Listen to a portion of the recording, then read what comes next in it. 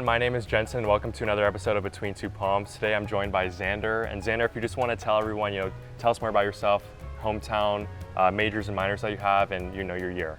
Yeah, for sure. Hi guys, my name is Zander Singha. I am currently a junior from San Diego, California, and I'm a double major, double minor in business analytics, sports administration, with 2 minors in marketing and business administration. Awesome.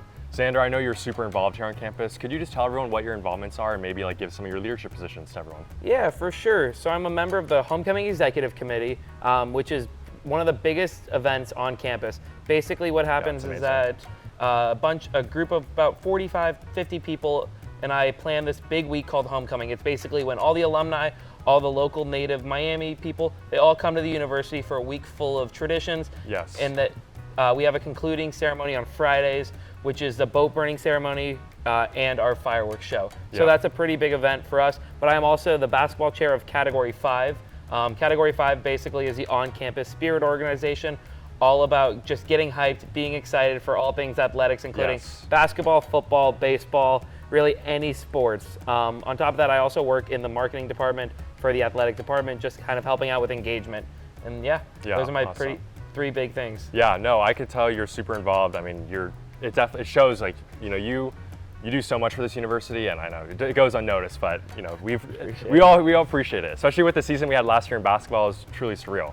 Yeah. So I kind of want to get to know your personality a little bit, and kind of show everyone who Zander is. Yeah. A typical kind of icebreaker question that I always can think of is, if you had to sit, with anyone, let's say for dinner, and they could be alive or dead, they can be, a celebrity or maybe someone that you know personally or an athlete or something like that, who would it be and why?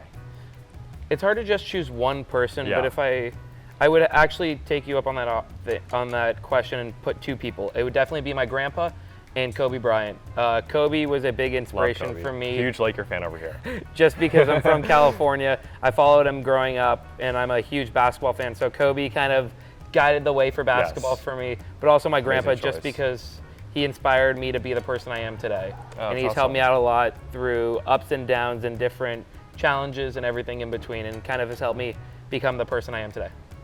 Incredible answer. Yeah, we're both from Southern California, so obviously we're both huge Laker fans, and Kobe's amazing. I want to segue into kind of another question about your personality. It's always a fun one. If you were to delete every single app on your phone except for maybe 3, not including obviously messages and your phone app, obviously, what 3 apps are you keeping on your phone? No, it's a tough one. What's the first thing that comes to your mind? ESPN. Social media? Yeah, I'm keeping ESPN. That's such a good one. Oh, that's Fantasy number 1 sport, for me. ESPN fantasy, NFL fantasy, any fantasy sports. Yeah, really just anything sports, because I love sports. I'm a sports admin kid here. And I really, anytime there's an athletic event on campus, I try to go and support just because I'm a huge sports-minded person and love it. So obviously, athletics here at the university is such a big part of, who you are and things like that. But I've never actually, I want to ask you, how did you get into that space here with Category 5? What was your first experience with that organization, and what made you love it so much? Yeah, so coming onto campus my freshman year, it was still kind of a little bit of COVID, where we had to wear masks. We were doing the health check and health symptom checkers every day. But really, it was Cane Fest. It was our big club day right before the school semester started, my freshman year. I went out around to every different club, and I found Category 5 because in high school I was a part of my student body. I was in charge of all things athletics. I ran the student section in high school, and I wanted to continue that. So I found it's a much bigger scale here, obviously. I met a couple of the guys in Category 5. Absolutely love it. Kind of went through the works, learning about the different football behind the scenes, different basketball behind the scenes things, as well as baseball. And I found my passion, and I'm like, I love it.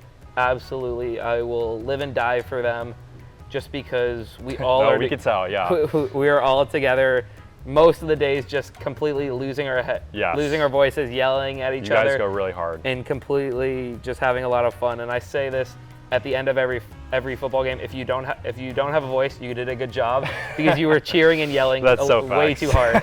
It's valid. You've obviously been a part of so many amazing experiences here at UM, whether it be from homecoming, planning, I know you planned that amazing homecoming we had last year, and then also being a part of our first ever Final Four run in basketball.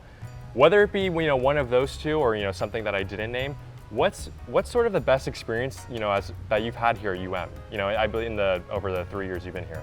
Yeah, I think there's so many that there's a lot to think of because there's tough. so many different memories. I mean, last year we went to the Final Four. Yeah, homecoming incredible. Last year was the biggest population, best attendance that we've had forever. We got a brand new football coach in Mario Cristobal coming to the campus while we were here. But I think number one, it has to be that Final Four, just because it was the first time you did so much traveling too. Exactly, first time in school history that we went that far, and everybody counted us out. Nobody thought no one thought it was going to be us, and even the Miami basketball team, the men's team, said, "Don't pick us." Yes, that was the big motto because mentality. Everybody had a chip on their shoulder because Miami wasn't supposed to win that ACC championship. When we rushed the court back in March, it was one of the best experiences because that's really what connected the student body to the athletic department because the players wanted us to rush the court. Everybody was saying, hey, when are you guys going to rush the court? And that was the moment. The minute that we beat Pitt, everybody completely booked it to the court, and we had a celebration for a lifetime. And that was just the beginning of the season. That's and awesome. Once we got to March Madness, everybody was like, oh, we got this. We're going to go far.